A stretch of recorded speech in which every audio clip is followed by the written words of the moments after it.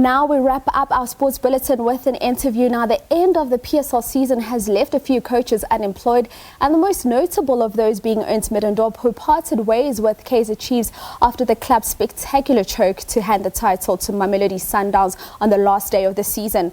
Another notable coach in the unemployed ranks is Gavin Hunt, following the sale of Bidvest Wits. Now, joining us to talk us through the coaching musical chairs is SABC Sport reporter Velile Mnyandu. Velile, good evening. And thank you so much for joining us on Sports on the Full View. Good evening, Vusiwe, and also to the viewers. Thank you. Okay, Velile, as we start off our conversation, I want us to start off with Kaizer Chiefs and Ernst Middendorp. Where did it actually all go wrong for him? I think it's got to do with the title race. I mean, Kaizer Chiefs were sitting on top of the log for 379 days. And now you get a situation where just on the last day, he has to leave. In fact, not just he has to leave, the team gets overtaken by Sundowns in the last 19 minutes of the season. Sundowns were only on top for the last 90 minutes of the season, and just like that, they had clinched their third successive ABSA Premiership title. But most importantly, it meant that Kaizer Chiefs were now without some silverware for 5 years running, no league title also in that 5-year period.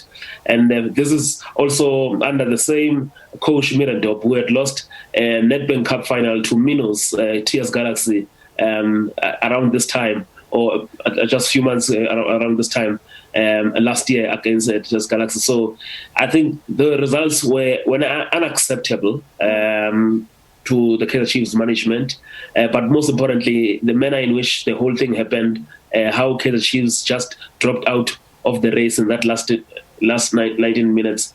It was a bad reflection on Middendorp and also his technical team, and it didn't come as a surprise that when he was relieved from his contract, they followed suit with his assistant Sean Bartlett as well. Okay, now let's speak about these failures at Chiefs, which you've mentioned slightly now, but who's the most to blame? Is it the coach himself and his technical team? Is it the players? Because we've had conversations where people will say, at the end of the day, during those 90 minutes, it's those 11 players on the field that can make all the difference. So where do we put most of the blame in what has unfolded for Kaizer Chiefs? Yeah, the buck stops with the coach, and especially at a team like Kaizer Chiefs, where you have 100% control of the team in terms of selection and all those other things. The buck stops with the coach, because when the team was winning and performing, the coach was also taking credit. And yes, you can say the players, but also if you look at how Kaizer Chiefs has been playing for Kaizer Chiefs, they were not really playing the best of quality of football that one can really be proud of. So the fans had already accepted that, okay? They didn't mind watching what they were watching, but as long as the team was winning. So it was all about results. So in this case, Middendorp, look, to an extent, I understand that he's never been involved in a championship battle before, especially here on the local front. And he's always been a relegation survivor and a mid-table specialist type of a coach. So it was also for the first time we saw him challenging for the league title here with the Chiefs. But on this one, I would say the blame, he's partly to blame. Okay, obviously the players also, they have to shoulder the blame as well, but majority of it has to go to the coach. Okay, just as we wrap up on this, who's to blame? So what was the actual issue? Were they just not employing the right tactics? Was it the team selection itself where there was issues? Where would you say the problem was in what he was doing in his capacity as the coach? Look, I think also to be fair to him, he didn't have the best of squads. And also, if you look at the Chiefs team, which was competing against Sundowns, lack of depth in that Kaizer Chiefs team, and also one area where I would say I blame him is also his tactics were one-dimensional. He was relying more on the set pieces and the aerial balls. You can just look. I think Kaizer Chiefs scored about 26 of their goals from set pieces. Yes, and also majority of those coming from Samir Nukovic with 13 goals. You had Tawa Matoa, I think, was on 4 or 5 goals. So, I mean, I think for me the lack of variation in their play, especially for a team which is challenging for the league title. You just look at their second round record. They have a very good record in the first round, but you look at their second round record. I think they lost about 6 matches. They drew 4 and only won 5. So which was not a good return at all. Okay, now speaking about who's likely to replace him, we've heard a lot of chatters. Gavin Hunt's name has been thrown in there. Adela Marucci has been thrown in there. What are the merits of both of these two coaches, and who would better be placed to this job should the ban on transfers be upheld involving Kaizer Chiefs?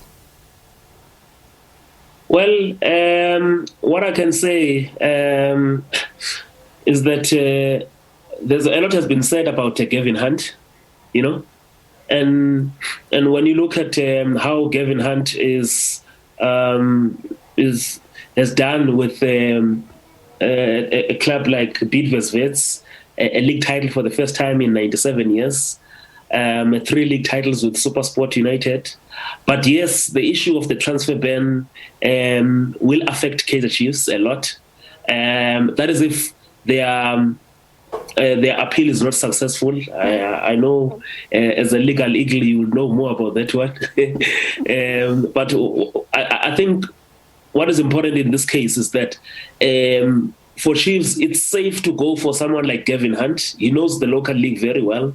Is also well versed on the current squad that Kaizer Chiefs has got, and is a very competitive coach. For me, undoubtedly the top coach, number 2 behind Pitso Mosimane currently. So whether the ban is successful or not, it helps to have someone like him. And I understand why they are persisting on continuing the negotiations with him, even though I understand that they had not started well, but they are continuing it with him. So it makes sense that whether the ban appeal is successful or not at the Court of Arbitration of Sport, they continue on negotiating with Hunt.